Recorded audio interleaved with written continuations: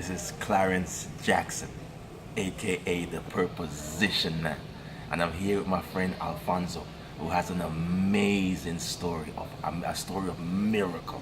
So we're just gonna allow Alfonso to share his story to inspire young people that they can overcome. So Alfonso, thank you for allowing us to interview you, and we just wanted to share your story. Just tell us a bit about your story. Okay, well, my name is Alfonso and I'm a drug addict, and I've been using since I was 12 years old. And then one leads to another, and then I start smoking weed, then I start doing cocaine and all, you name it. And I couldn't get away with it because there is two things on the addiction. Yeah. One is the obsession, and another one is the compulsion. The obsession is the idea on your head that you can use drugs successfully. Okay. That's a thought. And the compulsion kicks when you have the first one, you cannot stop. You know? Wow. The obsession after 21 years still goes around my head. So 21 years. I still feel like using once in a while. I think Yeah. I can use successfully, Yeah. but my head plays games. Wow. Wow. So the only thing I have to be aware is that the obsession, I pray to God to relieve the obsession from my head. Yeah. Yeah. And the compulsion is once you have the first one, you cannot stop. So if you don't let the compulsion kicks, you don't have the first one, then you'll be all right. Okay. A day at a time. So one know? day at a time. One day at a time. Basically, that's it. And my story comes from a dysfunctional family, like perhaps most of addicts have that. Yeah. Yeah. And maybe over 100 addicts, 2 or 3 get the miracle to be clean. Okay. Okay. So I am So a it's miracle. possible to be clean. It's possible. Tell us about this miracle. You keep mentioning miracle. Tell us about the miracle. The miracle is you. You see, the only requirement to stop using drugs is the desire to stop. If you don't have the desire, not even God will help you. But you have to want it. You have to want that desire. Exactly. You have to want to change. I did want it to stop, but I did not do anything about it. So, like everything else in life, it takes a little bit like to buy a car. Yeah. You save some money. You don't have all the money at once, but you save some money and you save and you save, and then you get the car. Same thing with the addictions. You go to meetings, and at the beginning the obsession was horrible. Okay. Every day and every minute my head say, "Hey, come on, you can have something." But if you don't have that, miracle is possible. The obsession will be relief if you have if you believe, if you have faith So on you it. have to believe and have faith. So how did the change take place? How did you just woke up one morning having that desire to change? Did something happen? As I told you, I was on the beach with a big old hangover. My hands were shaking, and all of a sudden everything turns white. And it's like a phone when you put a coin. Yeah. It clicks. So something clicked for you. And clicks on my head. It's like, what am I doing? You know? Yeah. So then I knew where to go because I was there before. Okay. The only person can help another addict is another one, because nobody knows how to feel to be on hell, Okay. but another one that been there before.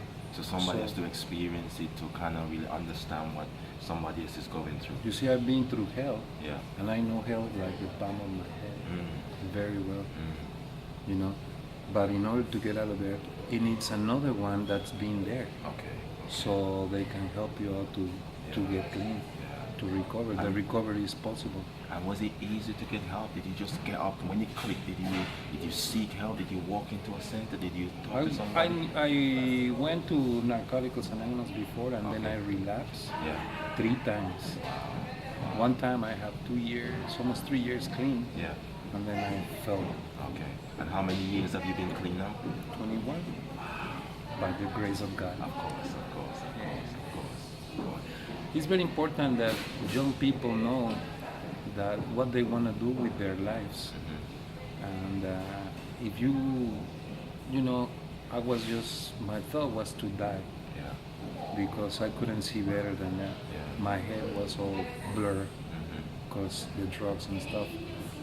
And it's very important for young people to understand the addiction, you know. Yeah, yeah, yeah, yeah. And sometimes you don't even know what's going to happen with your life, you know. And but one thing is true, that you gotta be there is good and evil.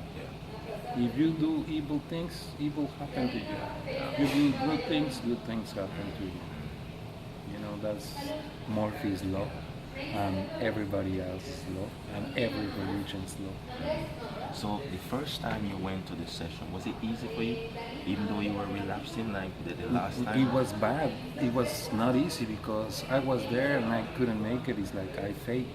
Yeah. I failed the first time. Then I failed the second time. It's like maybe I'm not going back because I don't want to fail again. But how do I know? By going there again. So and finally I get it. I'm very glad. And me Very too. glad. Yes, very glad. And I just want to let you know that this man now is working in the VIP services. He has a major miracle happening in his life. And I want to encourage you that whatever you're going through, whatever situation, it is possible to overcome. He has overcome. And he has shared this wonderful story. Anything else you'd like to share with young people? Yeah, that if you have the desire to stop using, seek help. Seek another one that is on recovery, and miracles happen. Okay. Thank you very much. Thank you. Alfonso, I remember you mentioned that you usually go to hospitals to help out Yes, those. H&I Hospital Yeah, and tell us a little institution. bit more about what you do. Well, the thing is, I know what God wants me to do. He wants me to stay clean and help another addicts. And the only way that I can stay clean is by giving away what I have, you know. And the only thing I have is just an experience of recovery. So when I pass it on, somebody can get the click, the coin on the phone, you know. And that's what I do. I mean, just trying to help someone else like they did to me. And how do you feel when you go around and you share your story and you see a positive impact? How do you feel? I mean, I feel very good because I'm trying to help somebody else. And, well, I guess that's one of the things I do. But what was the question? How do you feel when you go around and you share your story? Well, I do it because it keeps me clean, and perhaps there is the chance that someone else listen and have the opportunity to be clean. Of course, of course, of course, That's the main thing. of course. This man is sharing his story, and by sharing his story, giving others a chance to experience what he has experienced. Wonderful guy, wonderful personality, and a wonderful transformation. If you hear good things about me, they're true. And if you hear bad things about me, they're true too. This man is true to himself. So this is Clarence Jackson, aka the Proposition Man, with my friend Alfonso. And I hope that this story has inspired you. And let me share something with you. You may have a family member, you may have someone who's on addiction, but let me tell you something, miracles still happen. Great Exactly. transformation still happen. So don't give up, because we are called to inspire and to help others. And this is what this man is doing. Thank you very much. May God bless you. God bless you Peace. too. This is Clarence, boy the Preacher Jackson. Peace. One love. One love.